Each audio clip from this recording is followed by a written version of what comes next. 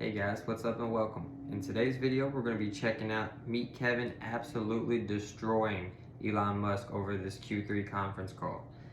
He's got himself on Yahoo Finance and he went a little too hard in my opinion. We're going to be checking it out. This is off of his own channel, Meet Kevin on YouTube. He titled it Confronting Elon Musk on Mainstream Media. So as always, if you guys enjoy these reaction videos, hit the like button, lets me know. Thank you for being subscribed, and let's get into this craziness. Kevin Paffrath, financial analyst and YouTuber. Meet Kevin. Good to see you, Kevin. So, as Thanks a so much for Tesla having investor, you're so welcome. I know this was not the earnings call that people were expecting. I mean, we're used to the kind of Musk that we see on X, who sort of dips into everything, but this was an earnings call. What were your big takeaways from this? Oh my gosh, this was terrible. I feel bad for him. You look, he's got a lot of things going on, legal battles, custody battles for his kids now, but it doesn't justify acting like Trump on Twitter, stonewalling the SEC or the European Union, and quite frankly, turning into a little baby on the earnings call. I mean, he was almost in tears. It showed a complete lack of leadership. Tesla's a leadership-less company right now, and it's terrible. That's why their CFO just left, I believe, as well. And this is a slap in the face to everyone. It's not just the shareholders, but it's a slap in the face to the other managers who are still there and the over 100,000 employees at Tesla. For a leader to cry about the economy rather than funneling that and coming up with a plan is pathetic. See, he's slow-walking his plans to build the Mexico Gigafactory because he's worried about the economy. He's afraid, but he should channel that. And he should instead negotiate with the Mexican government, provide a clear formula. Rates go up, prices come down. It's not that hard. But Tesla still has industry-leading margins, over 16.3% go into gross profit. Out of every $100 they make, $16.30 go into gross profit, beating every other American EV manufacturer and even a legacy auto manufacturer. They have so much going for them, but they should provide a clear formula. They should advertise to higher income areas, and they should provide a clear path for margin expectations. We got none of that.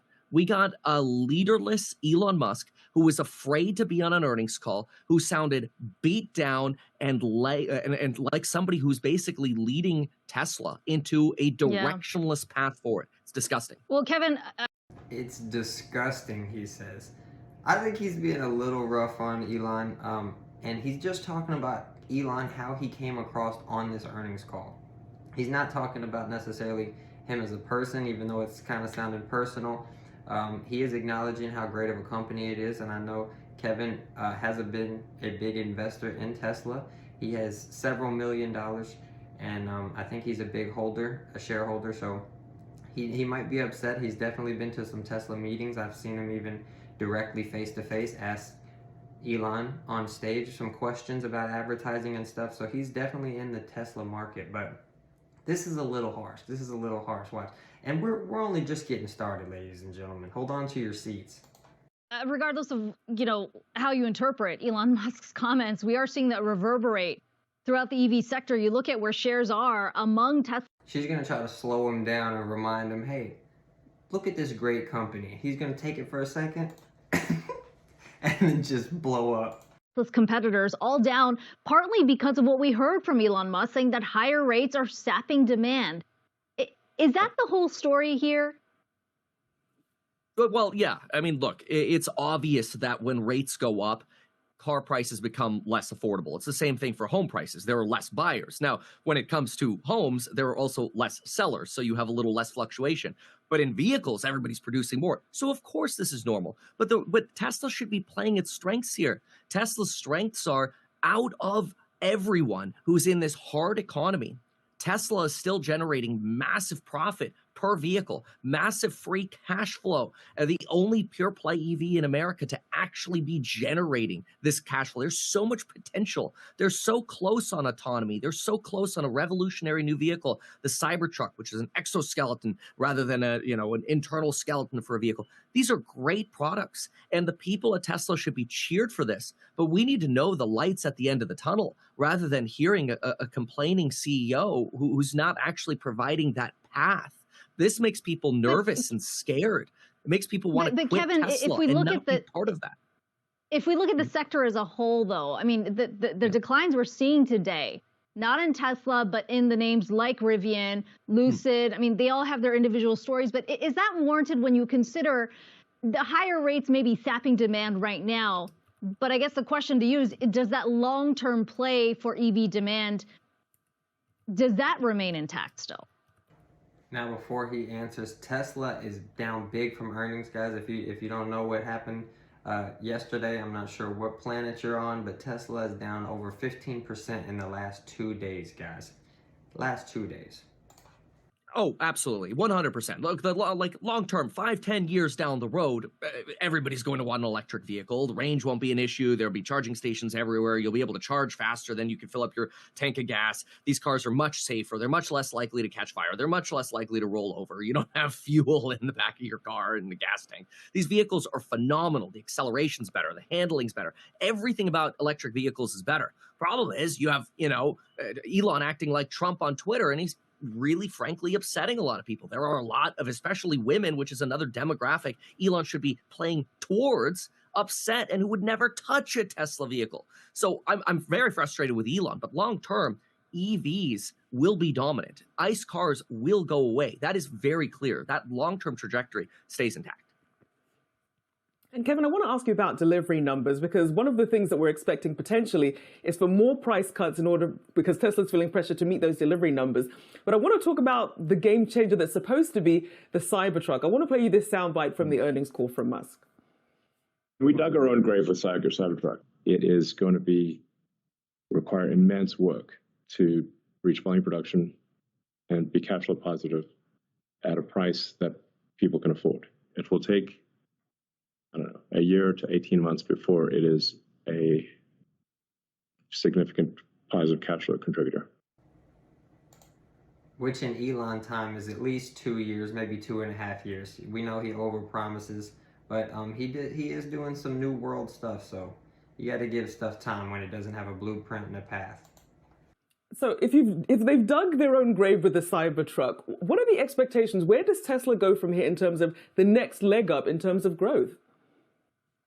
Really, I'm shocked that he would say something like this. The Cybertruck, and he mentioned it in another part of the earnings call as well, the Cybertruck could be the leading source of cash flow for Tesla in the future. But of course, when you ramp a new product, it's going to burn money at first. Of course, when you have a new innovative product that nobody's created before, that you have to create the systems for, the new parts for, whatever, of course it's going to be expensive at first. But a way to phrase this much better would be, look, we are the only pure play EV in North America that is actually profitable on the cars we sell. We're going to reinvest that profit into making what could be the greatest vehicle ever manufactured, the Cybertruck. And in 18 to 24 months, we think that is going to drive the greatest cash flow we've ever seen at Tesla, greater than anything we've ever seen before. That's the leadership we need, because what does that do?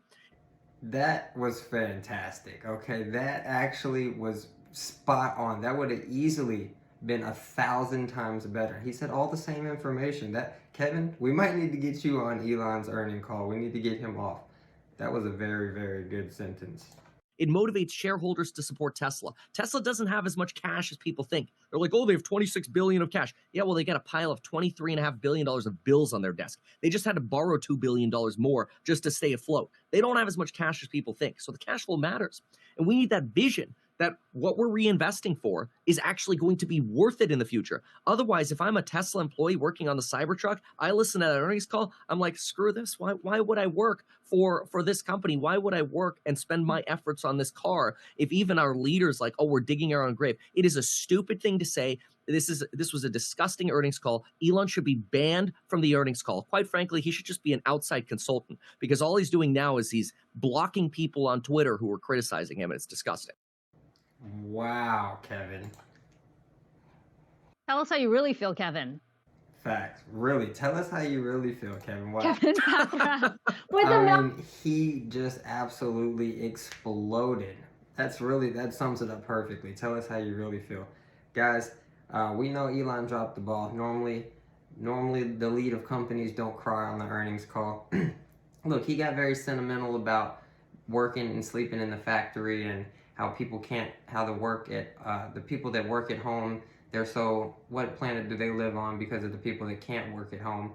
They never are going to have that chance, we're detached from reality, and he just kind of broke down in this story. But it wasn't necessarily anything about the company, but at the same time that had no place on the earnings call, I guess, is the big point, and it is being taken very negatively. Every single person I've seen, Gene Munster, Dan Ives, Meet Kevin, Jeremy, Financial Education, every single person that covers this widely is saying negative things about Tesla because of this earnings call, and the stock price is reflecting it, down negative 15% in 2 days, guys. Some people are calling for under 200, under 150. Guys, we just came from like 260, so this is a big deal. It's dropping rapidly. As always, I hope you guys enjoyed the video. Smash that like button, and I'll see you tomorrow. Peace.